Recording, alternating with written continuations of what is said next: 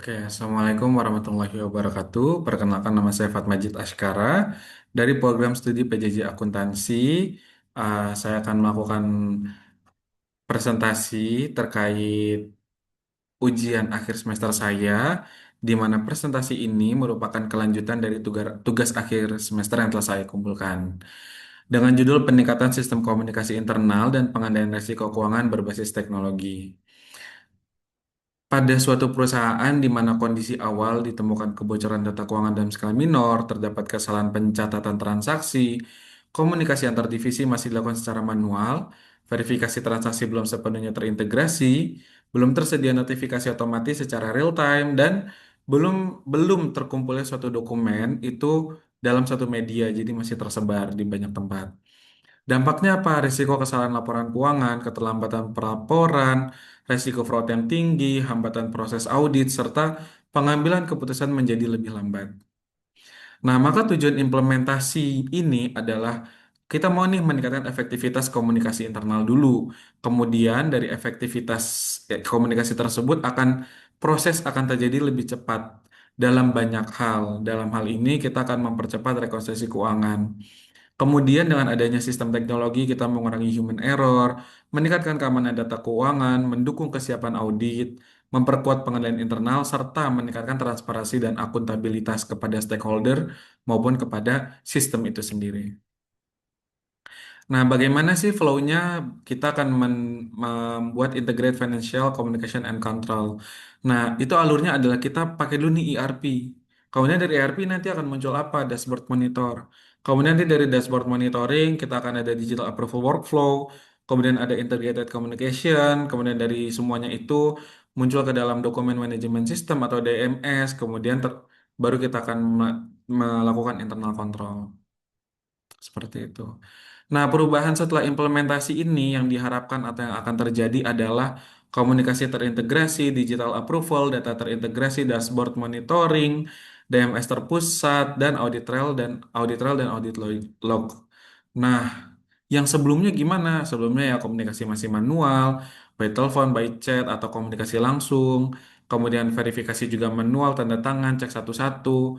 Data tersebar, tidak ada pengelompokan data, kemudian monitoring juga jadinya nggak real time.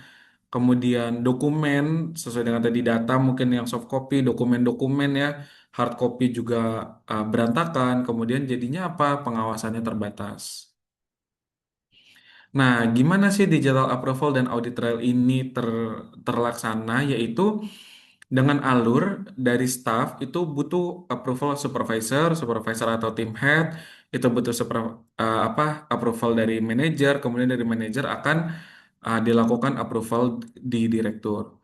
Nah, setiap approval ini menghasilkan apa? Identitas pengguna itu jadi ketahuan, siapa yang membuat, siapa yang menyetujui, siapa yang menghapus, itu ada tanggal dan waktu persetujuan, pembuatan data dan segala macamnya, histori perubahan data, sehingga nanti menghasilkan apa? Satu report yang namanya audit trail.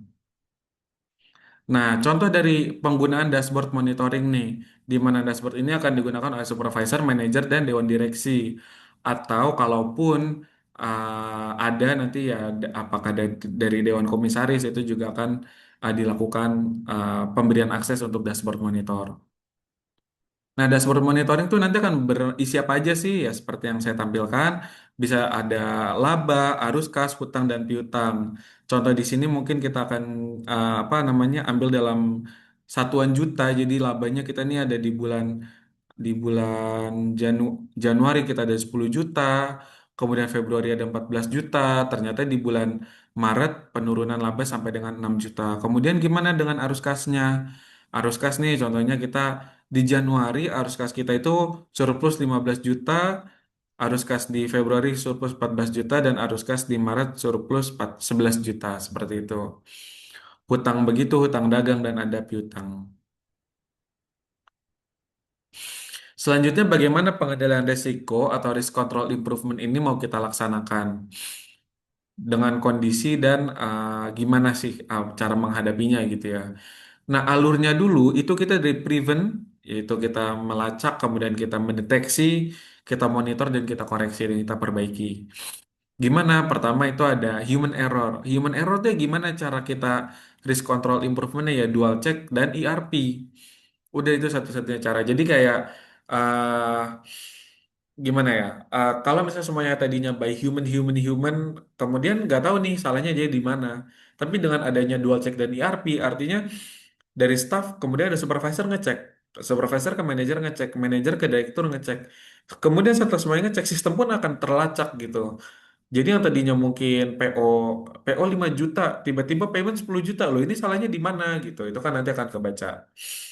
Kemudian kebocoran data, ini memang sering sekali kebocoran data itu ada. Jadi ya salah satu-satunya cara adalah pembatasan akses dan uh, dua dua autentifikasi faktor gitu ya.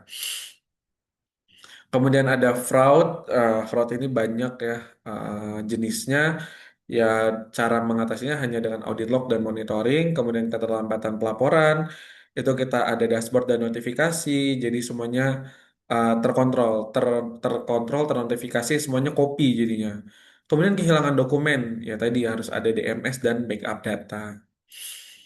Kemudian apa sih manfaat bagi stakeholder gitu ya? Ya khususnya dari perusahaan sendiri itu akan terjadi efisiensi operasional meningkat, risiko fraud berkurang, keamanan data meningkat. Dari pihak manajemen, informasi keuangan akan secara real time update, pengambilan keputusan lebih cepat, monitoring kinerja lebih mudah.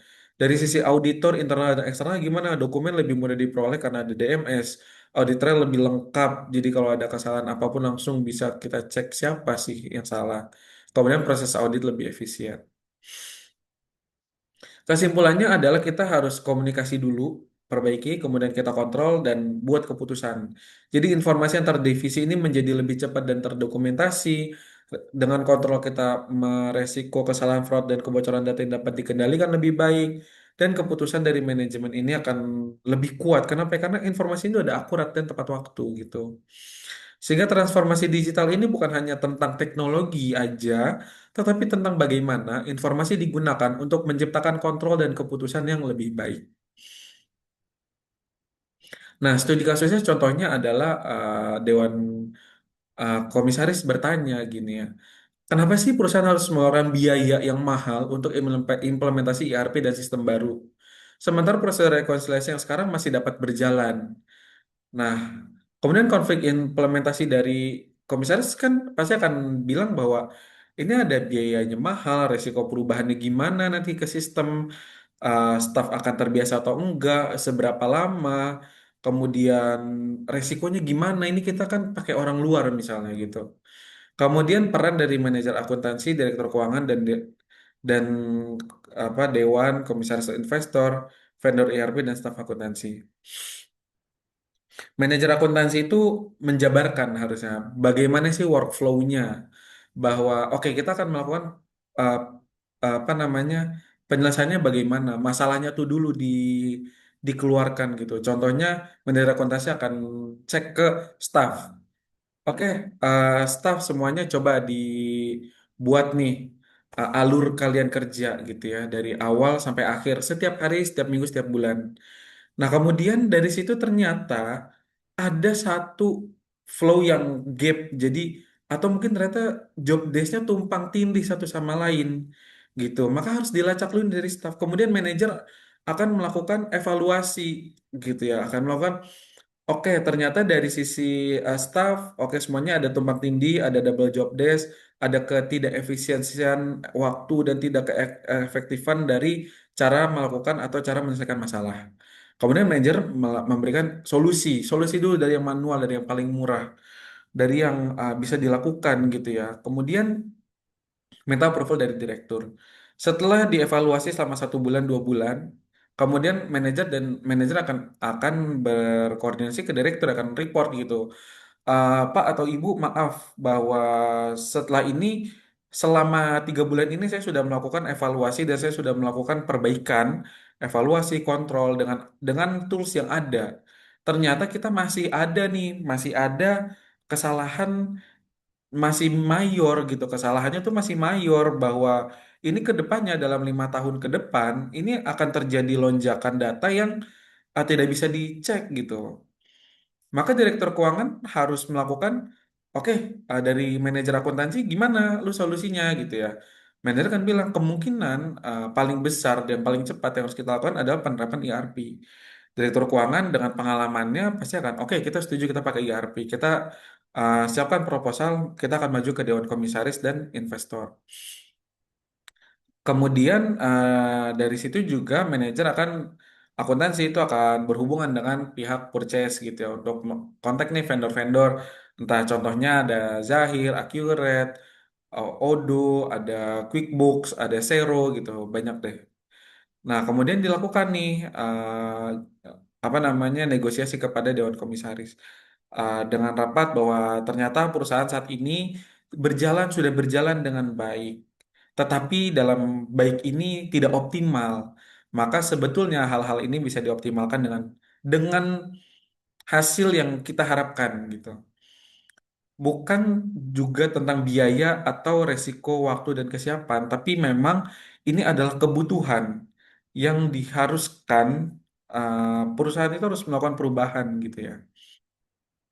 Nah, berikan seluruh data nih. Oke, staff itu melakukan A, B, C, D, E. Kemudian ada kesalahannya di sisi kanan, sisi pencatatan, kemudian sisi kebocoran, kemudian sisi fraud, ada manipulasi dan segala macamnya. Maka dari direktur juga kan menawarkan bahwa kita ini membawa nih beberapa vendor yang sudah kita nilai dan sudah kami rasa sudah cukup baik, sudah terkenal, sudah banyak digunakan oleh banyak perusahaan dengan harga yang juga terjangkau. Nah, kemudian komisaris akan nggak bisa biaya kita nggak cukup. Saya tidak mau nih bahwa dividen saya misalnya terpotong hanya karena penerapan ERP. Kemudian direktur dan manajer akan mengajukan lagi, oke, nggak apa-apa, kita apa namanya penerapan ERP-nya nggak akan 100%, kita akan bertahap. Jadi kita akan mulai dulu dari penerapan warehouse, kemudian kita akan melakukan penerapan dari sistem purchasing atau pengadaan barang, kemudian akuntansi, kemudian baru ke finance pada akhirnya seperti itu. Maka harusnya dengan cara yang seperti itu kita mendengarkan, kita melakukan klarifikasi dengan data-data yang konkret, menawarkan solusi, maka harusnya final decision ini adalah implementasi bisa dilanjutkan secara bertahap dengan monitoring dan evaluasi pada setiap tahapnya. Seperti itu. Sekian presentasi dari saya. Saya rasa cukup. Saya akhiri. Assalamualaikum warahmatullahi wabarakatuh.